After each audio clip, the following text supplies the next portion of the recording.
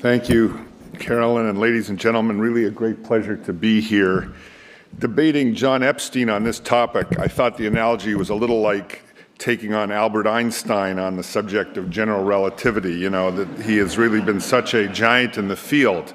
But it's a genuine controversy there, and I'm going to make the case, which I truly believe, that we should not think of Gleason pattern 3 as cancer.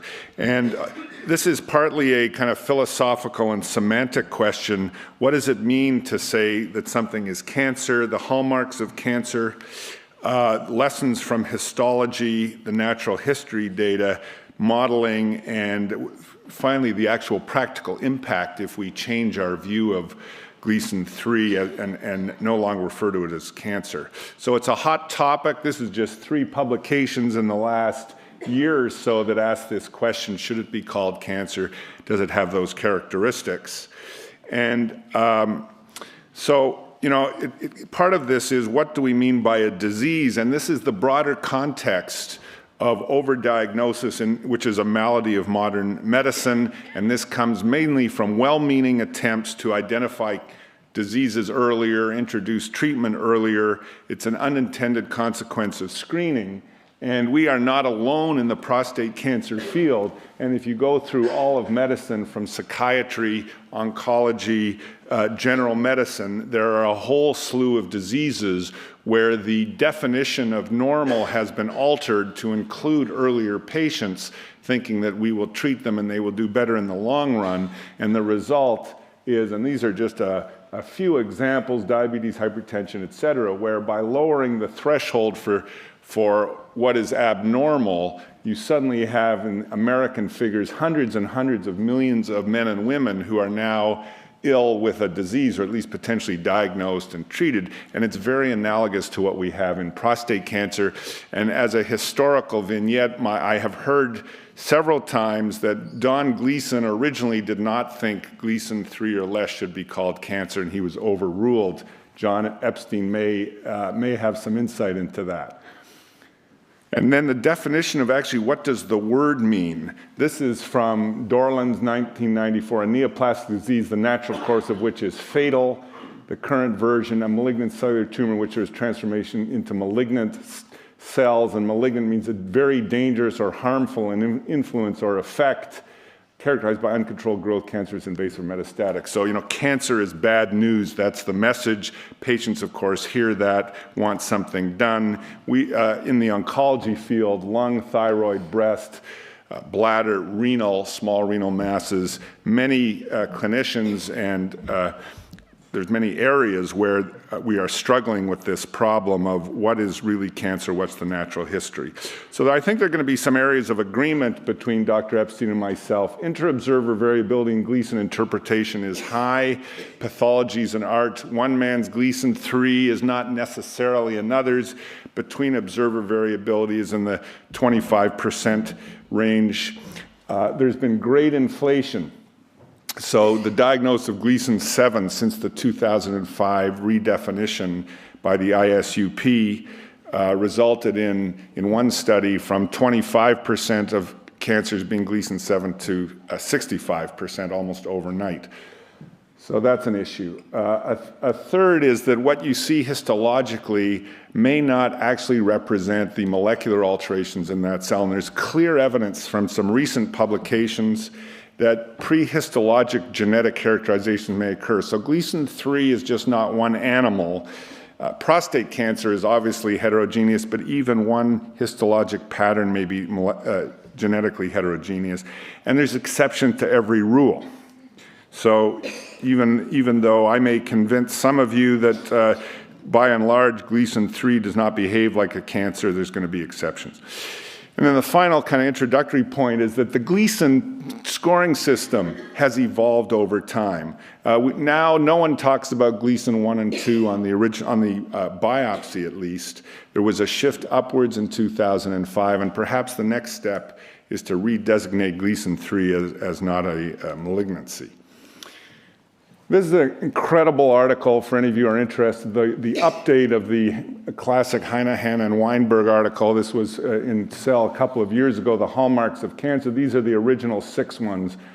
proliferative signaling, evading growth suppression, invasion metastasis, replicative immortality, inducing angiogenesis, resisting cell death. They've now added deregulating energetics, which is relevant to the earlier talk we heard, and avoiding immune destruction. So those are widely considered to be what defines the properties of a cancer cell.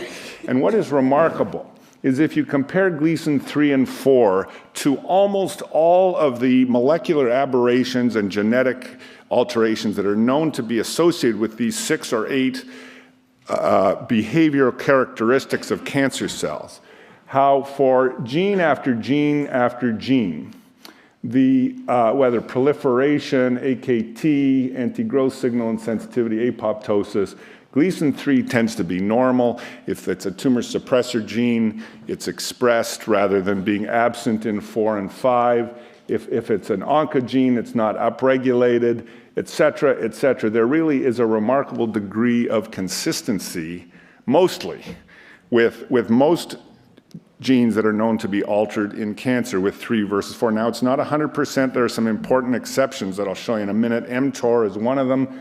TMPRSS2-ERG is often abnormal, but by and large, for most pathways, there's a world of difference between Gleason 3 and 4. Obviously, some heterogeneity exists. This is just historical. Stamey's famous paper, 1990, predicting metastasis. It was all percent Gleason 4. There were no 3s that metastasized in that early paper. And then we have from Hopkins, John's paper, 6,000 patients, RPs with pathologic Gleason 6, no Mets or prostate cancer mortality, 6,000 carefully characterized Gleason pattern 6. There's 2 other studies that have shown essentially exactly the same thing. This is a paper of 12,000 Gleason 6 treated with radical prostatectomy, obviously a major treatment effect, but they looked back at the proportion of these that metastasized or died of prostate cancer in the Gleason 6, 2 in 1,000 at 20 years. And according to the author, they've gone back and looked at those outliers, the 2 in 1,000, they all had elements of Gleason 4. So in fact, the conclusion of this paper was essentially no prostate cancer mortality from Gleason 6 with 20-year follow-up. Treated surgically, but this is the only way to get around the undergrading problem that bedevils the conservative management papers, where we know at least about 30% of patients diagnosed with Gleason 6 on a biopsy will harbor higher grade cancer. That's not the question. The question is, what does that Gleason 6 alone do? And then finally, the third paper I just want to touch on briefly, 14,000 cases of pathologically confirmed Gleason 6. There were only 22 who had positive lymph nodes. They went back and looked at those cases. They all had elements of Gleason 4. 14,000 cases, no lymph node metastasis, 0. What kind of a cancer is that? Pivot study, surgery versus watchful waiting, no benefit in low-grade cancer. You might expect some if there was some metastatic potential. It doesn't seem to be there. Now, this is just to help John make his case. This is one incredible paper, just came out, EPUB last week, from Hopkins Basic Research, Hafner et al. One patient who had a radical prostatectomy at age 47 and died 17 years later of metastatic prostate cancer, warm autopsy, whole genome sequencing of every metastasis and every single part of his prostate, and the molecular homology between the metastasis was to the microfocal Gleason 6 in one little part of his prostate, not from the Gleason 7 and 8 elsewhere in his prostate. So there it is. I don't know what you do with a case like that. You either say we know nothing about prostate cancer and microfocal Gleason 6 actually leads to all these metastases, or you say this is a really strange case and it's hard to be absolutely dogmatic. And also keep in mind this case was loaded with higher grade cancer elsewhere in the prostate. Maybe that microfocal 6 in a society of higher grade cancer has different molecular characteristics and phenotype than usual.